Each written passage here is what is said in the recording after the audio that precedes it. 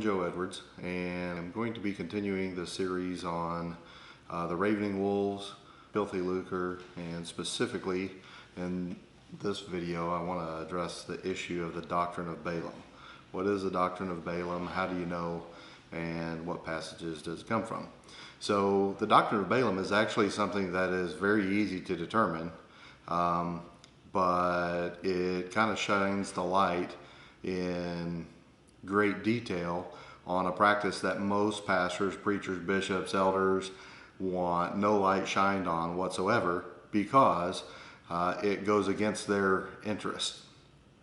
And I'm convinced that most of them have no idea that what they're doing is actually the doctrine of Balaam.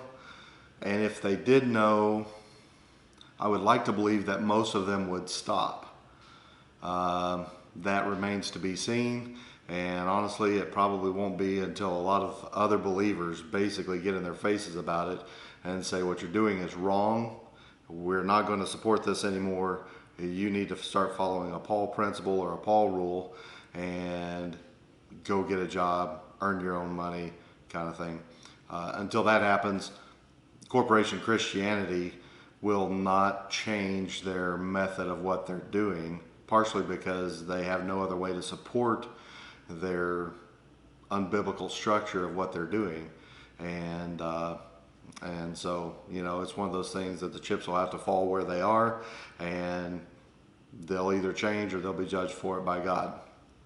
But to get into this, the doctrine of Balaam is something that is mentioned once in the New Testament in the book of Revelation. And the ways of Balaam and the error of Balaam is also mentioned right in that same area. And so it just kind of goes to show that in first century Christianity, there was such a thing that was defined as the doctrine of Balaam, and it all revolved around something that Balaam did. So to find out what that is, we need to kind of look back at the story of Balaam, and we need to figure out what exactly it was that he did that created this idea of the doctrine of Balaam. So to begin with, let's go to Revelation chapter 2 and verse 14. It says, "But I have a few things against thee, because thou hast there them that hold the doctrine of Balaam, who taught Balak to cast a stumbling block before the children of Israel, to eat things sacrificed unto idols, and to commit fornication." So in a plain reading there, it would appear that the doctrine of Balaam was to eat things offered to idols and to convince the children of Israel to commit fornication. I am going to say that that is not necessarily the doctrine of Balaam. That was the result of the doctrine of Balaam. Okay, and I'll show that and prove that here as we go a little bit further. So one of the next places that it mentions this error or way of the doctrine of Balaam is in the little tiny book of Jude. In the book of Jude, verse 11, it says, "Woe unto them, for they have gone in the way of Cain, and ran greedily after the error of Balaam for reward." There's a big clue right there as to what the doctrine of Balaam is. They've run greedily after the error of Balaam for reward, and they've perished in the gainsaying of Korah. Okay, and it goes on down through there and kind of gives a little bit more information about that. Okay, so the third place that you find this idea of the way of Balaam, the doctrine of Balaam, the error of Balaam in the New Testament is in 2 Peter chapter 2 and verse 15. "Which have forsaken the right way and are gone astray, following the way of Balaam the son of Bosor, who loved the wages of unrighteousness." Now this is very important.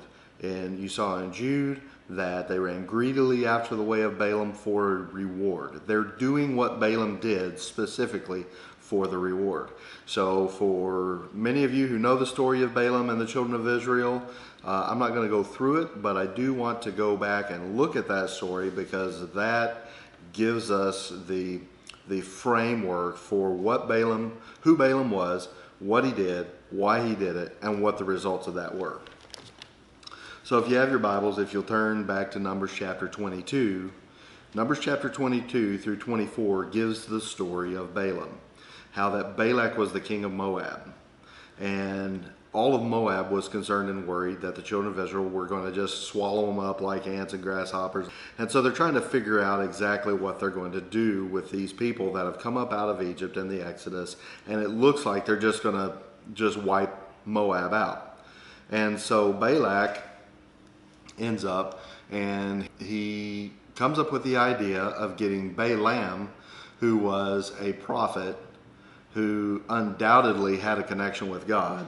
And Balak was going to pay Balaam to curse these people. And by doing so, he was hoping that that would remove the threat to Moab. So if you look in Numbers chapter 22, you'll get a lot of that story that I just gave you. But it's really interesting to me. In verse 6, "Come now, therefore, I pray thee, curse me this people, for they are too mighty for me. Peradventure I shall prevail, that we may smite them, and that I may drive them out of the land. For I wot, or I know, that he whom thou blessest is blessed, and he whom thou cursest is cursed." So Balaam has this reputation. "And the elders of Moab and the elders of Midian departed with the rewards of divination in their hand." That's a key phrase. The rewards of divination in their hands. "And they came unto Balaam, and spake unto him the words of Balak. And he said unto them, Lodge here this night, I will bring you word again, as the Lord shall speak unto me. And the princes of Moab abode with Balaam." So it's interesting when you look at this. Balak sends these rewards of divination to Balaam. And if you follow the story, you've got this really interesting story where this dumb donkey speaks and rebukes Balaam, because Balaam is going, and he has every intention of cursing the people of Israel. And as you follow through the story, chapters 22, chapters 23, chapters 24, it goes through, and there's several places where Balak has taken Balaam up on these mountains to curse. And every time God says, no, you can't curse them. All you can do is bless them. And Balaam does so. And he's really making this Balak mad. Makes him very mad, until you get to Numbers chapter 24, and you have this prophecy that Balaam speaks about Christ coming out of Jacob, etc. And chapter 24 ends with, "And Balaam rose up and went and returned to his place, and Balak also went his way." The story seems to end on a note that says that Balak tried to hire Balaam. Balaam couldn't speak against God. And so finally, they give up. Balak returns to his house, and Balaam returns to his house, supposedly without receiving this reward of divination. However, when you go to the next chapter, it seems like there's this break, and it's just moving on to something else. But in the next chapter, in chapter 25, you see where these women of Moab have come into the camp, and the children of Israel are committing fornication with these women from Moab. And it seems to be totally divorced or removed from anything that Balaam might have done, right? Until you look at Numbers chapter 31, verses 15 and 16. And in Numbers 31, verses 15, it says, "And Moses said unto them, Have ye saved all the women alive? Behold, these caused the children of Israel, through the counsel of Balaam, to commit trespass against the Lord in the matter of Peor, and there was a plague among the congregation of the Lord." This is pretty serious. So the story with Balaam does not end in chapter 24, where Balaam just goes his own way. He ends up having a neutral effect and even a positive effect against the children of Israel. While that did happen, there was something about that reward of divination that just had Balaam. Balaam was greedy. Balaam was covetous.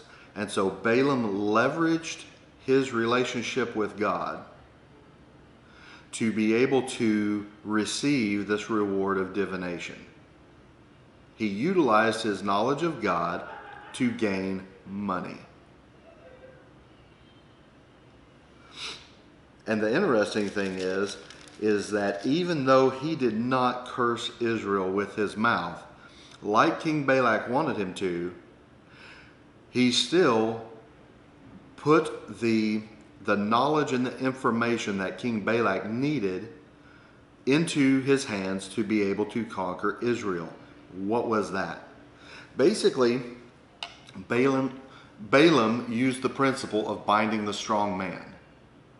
Binding the strong man, if Satan is the enemy and the adversary and God is our strong man, Satan does not have the ability to bind our strong man. Satan does not have the ability to curse us as believers in Christ. He has no power. But the idea of binding the strong man, Satan cannot bind the strong man. But God, our strong man, binds himself to blessings and cursings. If we obey, blessings. If we disobey, curses. And Balaam could not of himself speak a curse against God's people.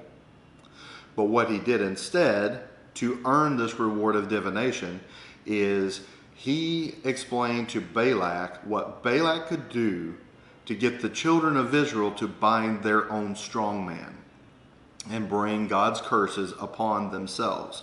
And how did he do that? Balak got them to eat things that were offered to idols, which was a direct violation of Torah. And Balak also got them to sleep with people who were outside of their covenant of Israel. And so when he does that, if you read in Numbers chapter 25,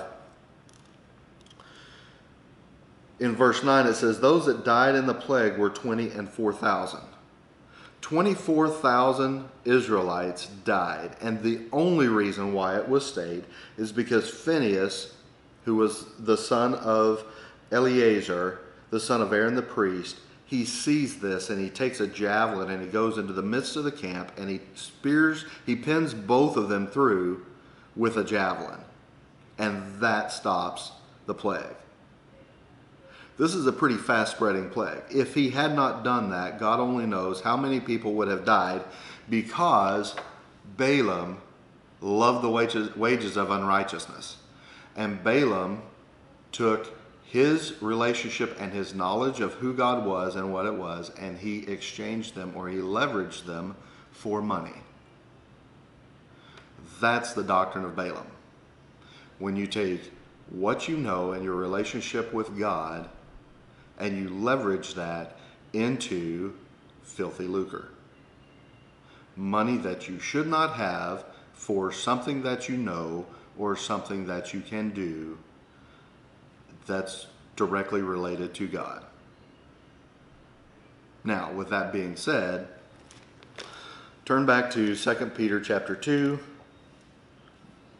verse 1, there were false prophets also among the people, even as there shall be false teachers among you, who privately shall bring in damnable heresies. The doctrine of Balaam is a damnable heresy, even denying the Lord that brought them, and bring upon themselves swift destruction. And many shall follow their pernicious ways, by reason of whom the way of truth shall be evil spoken of, and through covetousness, which was Balaam's sin, shall they with feigned words make merchandise of you. God's people.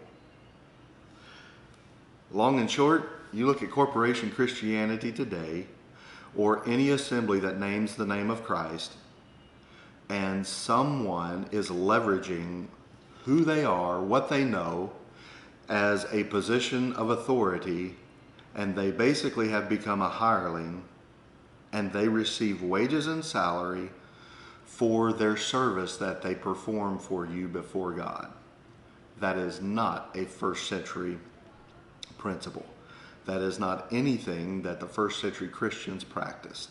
And maybe in the next video I'll get into Paul, because he becomes the poster boy and the writer in the New Testament that everybody goes to prove why the bishop, the deacon, the elders should receive and should be subsidized for what they do in their labors in the ministry for the assembly.